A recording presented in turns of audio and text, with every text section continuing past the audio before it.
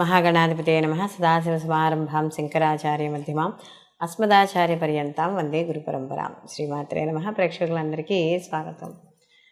మనకి కొత్త సంవత్సరంలో మనకి ఇంచుమించు సంవత్సరం మొదలైన 4 రోజులకి ఈ రవి మార్పు అనేది కనపడుతోంది మనకి. అంటే ఏప్రిల్ 13వ తారీఖున రవి గ్రహము ఇక్కడ మేషరాశిలోకి సంచారం, అంటే ఆయన ఉచ్చ స్థితిలోకి సంచారం చేయడం అనేది జరుగుతుంది. అయితే రవి ఎప్పుడైతే తన ఉచ్చక్షేత్రంలోకి వెళతాడో ప్రతి గ్రహము కూడా అక్కడ మనకి మార్పు చెందినప్పుడు కొన్ని శుభ ఫలితాలు, కొన్ని అశుభ ఫలితాలు ప్రతి రాశికి ఉండడం అనేది జరుగుతుంది. అయితే ఇప్పుడు 12 రాశుల వారికి ఈ యొక్క రవి గ్రహ మార్పు వల్ల శుభాశుభ ఫలితాలు ఏ విధంగా ఉంటాయి అనే విషయాన్ని తెలుసుకుందాం. అలాగే ఈ 12 రాశుల వారికి కూడా ఎటువంటి ఏవైనా అంటే వాళ్ళకు ఉండే దోషాలను అనుసరించి వాళ్ళు ఇటువంటి రెమెడీస్ని పాటించడం ద్వారా వాళ్ళకి అనుకూలమైన ఫలితాలను పొందుతారు. ఇలాంటివన్నీ కూడా మనం ఇప్పుడు ఈ వీడియోలో తెలుసుకుందాం. మీనరాశి వారికి కానీ చూసుకున్నప్పుడు ఇక్కడ వీళ్ళకి షష్టమాధిపతి అయిన రవి వీళ్ళకి ద్వితీయ స్థానంలో సంచారం చేయడం జరుగుతుంది, అందులో ఉచ్చ స్థానంలో.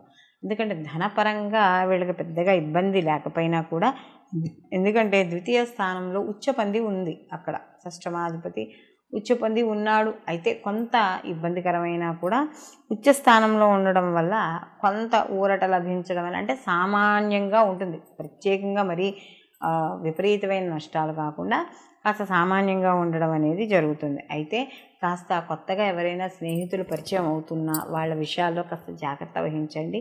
కాస్త ఆనుపాను చూసుకుంటూ ఉండాలి.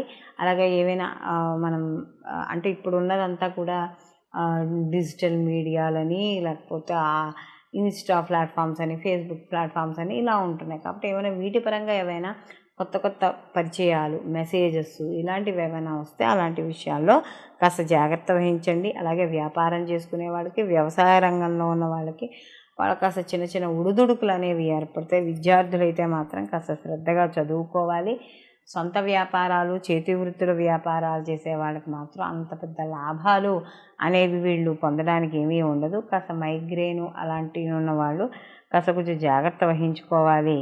అలాగే ద్వితీయ స్థానంలో కాబట్టి కొద్దిగా వాక్ స్థానంలో ఉన్నాడు కాబట్టి పెద్దవాళ్ళతో కానీ, సమాజపరంగా ఎవరైనా కొంచెం ఉన్నత స్థితిలో ఉన్న వాళ్ళు ఎవరైనా ఉంటే వాళ్ళతో మాట్లాడేటప్పుడు వ్యవహారపూర్వకంగా జాగ్రత్తగా వహించడం అనేది చాలా మంచిది. అలాగే వీళ్ళకి కానీ చూసుకున్నప్పుడు మీనరాశి వాళ్ళకి ఈ యొక్క ద్వితీయ స్థానంలో రాహు, ఈ యొక్క ద్వితీయ స్థానంలో గురువు ప్లస్ రవి కూడా కలిసి ఉన్నారు కాబట్టి ఏమైనా ఆర్థికపరమైన వాటిలో చిన్న ఒడిదుడుకులు ఉన్నా కూడా గురు యొక్క బలం వల్ల వీళ్ళకి అనుకూలమైన ఫలితాలు పొందడానికి ఎక్కువగా ఉంటుంది.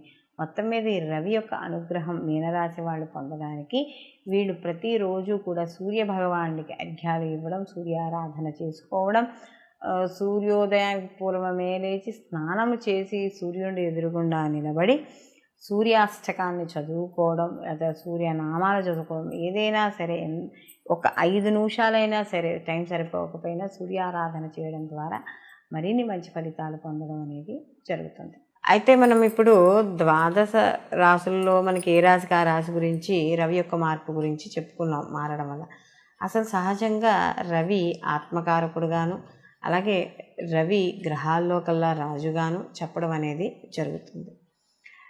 రవి సహజంగా ప్రభుత్వ ఉద్యోగస్తులకి ప్రభుత్వ పరంగాను, న్యాయపరంగాను, అలాగే ఎవరైతే ఈ ప్రభుత్వ రంగాల్లో పనిచేసే ఉన్నత అధికారులు, రాజకీయ పరంగాను, ఇలా అన్నింటికీ కూడా ఈ యొక్క మనకి రవి కారకుడు. ఎందుకంటే రవి అనేటప్పటికీ రాజు అంటే ఏమిటి?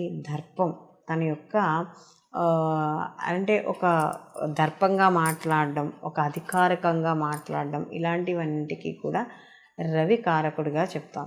అందులో రవి ఇప్పుడు మనకి ఉచ్చస్థితిలోకి వెళ్ళాడు. అంటే రవి ఎప్పుడైనా ఉచ్చస్థితిలో ఉన్నప్పుడు, అదే ఉచ్చస్థితిలో మనకి జన్మజాతకంలో కూడా రవి ఉచ్చలోనే ఉన్నాడు అని అనుకున్నప్పుడు ఎలా ఉంటుంది అంటే ఎక్కువగా ప్రభుత్వ రంగాల్లో వీళ్ళు రాణించడం అనేది జరుగుతుంది. అంటే ప్రభుత్వపరమైన ఉద్యోగాలు ఎక్కువగా చేయడం, అంటే జాతకంలో కూడా రవి ఉచ్చులో ఉండి ఆ లగ్నానికి యోగకారకమై ఉండి లేదా ఆ లగ్నానికి మిత్రుడై ఉండి కాస్త ఉన్న స్థితి బాగున్నప్పుడు ఖచ్చితంగా ఆ యొక్క ప్రభుత్వ రంగానికి సంబంధించిన ఉద్యోగాల్లో కానీ రాజకీయ పదవుల్లో కానీ వాళ్ళు ఉండడం అనేది జరుగుతుంది. అంటే రాజకీయ పరంగా కూడా వాళ్ళకి పేరు ప్రతిష్టలు ఎక్కువగా ఉండడం అనేది జరుగుతుంది.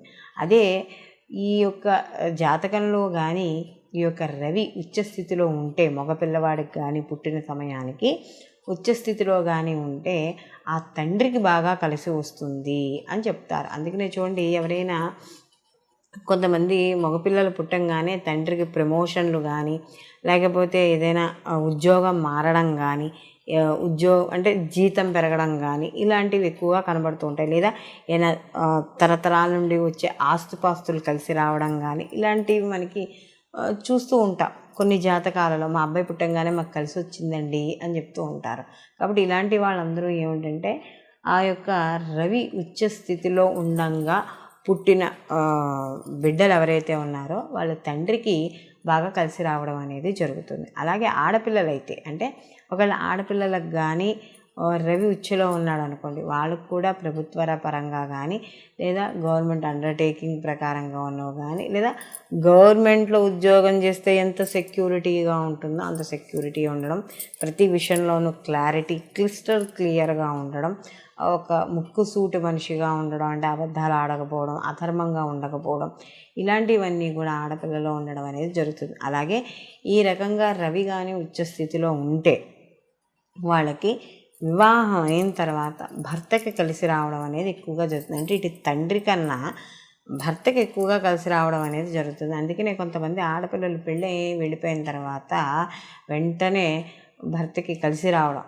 అంటే ఉద్యోగాల్లో మార్పులు, మంచి కలిసి రావడం, వ్యాపారంలో కూడా కాస్త కలిసి రావడం. చూడండి, ఆ ఇంటి లక్ష్మి అండి ఆవిడ, ఆ అమ్మాయి వచ్చిన తర్వాత కలిసి వచ్చింది అని చెప్తారు. కాబట్టి ఇవన్నీ కూడా మనకి రవి జన్మజాతకంలో ఉచ్చులో ఉన్నప్పుడు కలిగే పరిణామాలుగా మనం చెప్పుకోవచ్చు.